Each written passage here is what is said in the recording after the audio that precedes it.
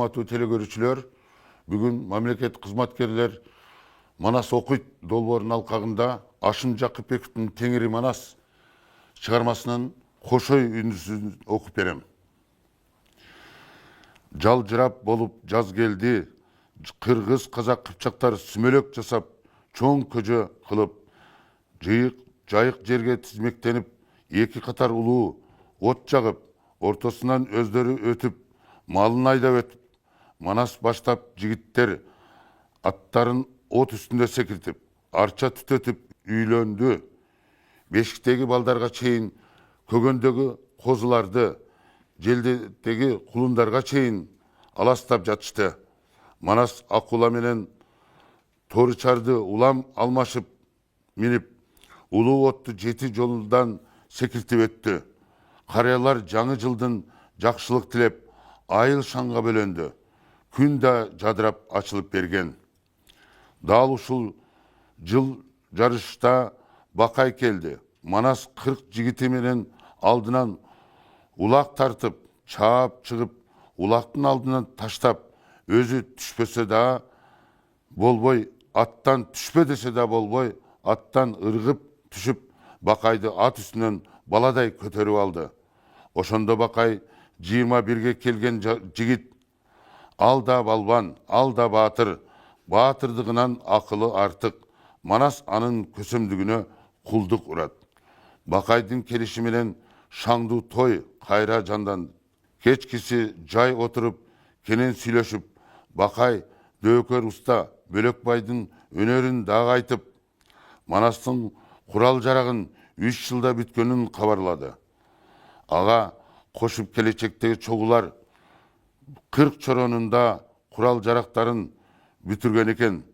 Бөлөкбай куралдардын баарын төөлөргө жүктөтүп, соодагердин кербен сыяктанып, Алоокенин ээлеп турган аймагынан четтеп аттылгалап жүрүп отуруп, кошой абасынын жеткиргенин айтты Бакай. Эми Теңир буйруса жоо жарагын ишенимдүү колдо деди.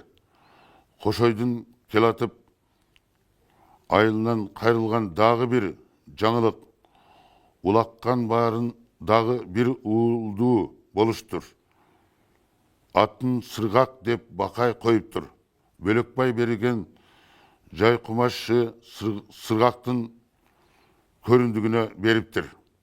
Сенин хандыгыңды куттуктап, берер белегим ошол, жоо жарагың, деди Бакай жарк күлүп. Кулдугум бар, ана, деди Манас.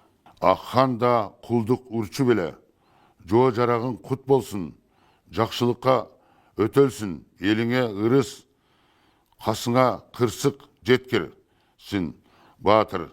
Эмки кеңеш мындай шашылбай кам көрөлө, жолго чыгалы, жаныңа бир аз актошчу ал. Кошой абаң барып каруу жарактын алып келди. 40 жигит алайын, деди Манас. Жарайт, деди Бакай. Бакай бир аптадай жүрдү. Акбалта абасын барып учурашты. Ал жок кездеги окуяларды бала Манас нукер менен Наскараны талкалаганын укту. Кошойго алып барып курал жарагын берип, анан салт жүрүп чалгындап, сыртынан болсо да Манаска ата бабаңын жерин көрсөтүп келүү, кайра келген соң Алатоо таласка көчүү керектигин, Алооке менен согуш болоорун, ал үчүн баян бияктан мыктап, кол курап, тиякта Кошой менен жамгырчы кол курап жатканын айтып кеңеш курду. Жаңы жылдын 7-си дегенде Бакай Манас баштап 40 жигит жана дагы ат кошчулар менен жоон топ болуп салбыраганга чыккан жай кишилердей жеңил куралданып сапарга чыгышты. Манас Бакай 40 жигитин ээрчитип, алардын артынан жүктүү 40 ат коштогон 40 at koşucu. Jol arбытып, tez жүріп, керегінде ат жалына қазан асып, 3 тұрпанды аралабай четтеп өттіп, tekesке бағыт алды. 40 жігіттің башында ұлысы Айнақұл, ал кейін 40 чоронun başı Қырғыл атығат. Қытайда жүріп оқыған, Индостандан оқыған, 70 тіл білген Абылда чечен бар.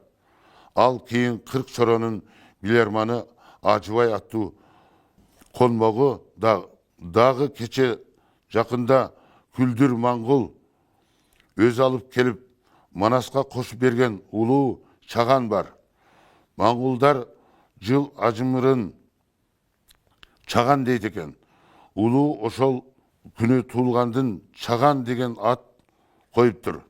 Кейін 40 чоронun бірі болып, Чалыбай атқа қонғаны. Манас менен жаштайынан бір өскен Мажит бар. Қайраты ашқан Чалик бар. Құтуби ғана көз болып айылда қалған.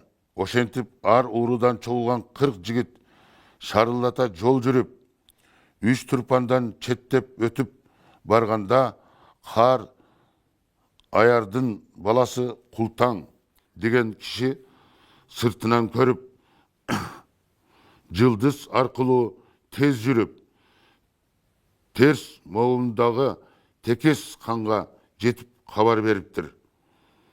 Құлтандың бұ қылған себебі илгері орда ойын чатағында қордып көріп, Манас бошатып жіберген сырттардың бірі болучу.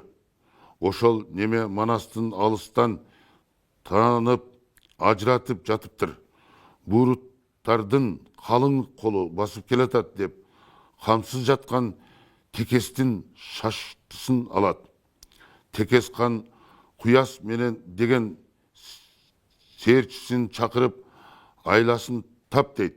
Құяс Манастар өтөр өрөөндүн акымын каптаган чер токойду бүт жаракчан аскер кылып, сыйкырлап салганы, чет жаканы чалып келаткан Шүңгүр деген баатыр бу азыр түмөн қол қайдан келді деп аң-таң қалды. Кең өрөөндүн алқымын аскерлер чылк каптап алыптыр. Баары тегиз куралчан найзаларын сундуруп, кылычтарын кынындан күрсүлөрү берилди.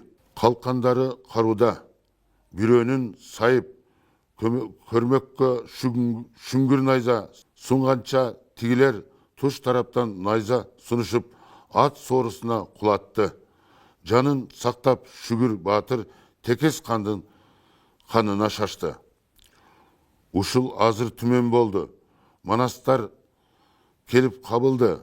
Бакай дагы таң калды. Баягы күнү Ушер менен өткөндө жөн эле чер токой көрдү эле. Эми токой тоз болуп аскер каптап калыптыр. Манастын токтотуп Бакай, чалгындап келейин. Сен өңүттө тур. Мени качырып калышса ажыратып аларсың. Эми кайра тартмак белек. Акыры башта бир өлүм деп калың колго бута атым жакындап барып кыйкырды эле. Тиги калың кол бүтүн салып, жаңырткан тоо силкинип, шагырап таш кулады. Бакай унчукпай калса, тигилер да тымтырс. Бул амал жумуш көрүнөт. Токойду арып калып койгон бейим дейт деп ойлонум. Бакай найза сундурду эле, калың баары жапырып найза сундурду. Кылычын suurudu. Aldı da тигилер да кылычтарын suurudu. Бакай өзүнчө кобурап бирдеме сүйлөсө, тигилер да ошону айтат күңүрөп. Бакай мылтык атпады. Атса тигилер жабыла атып, далдаланып чалчуудай кайра Манаска барды да Бұл қалың қол черу емес, амал екен.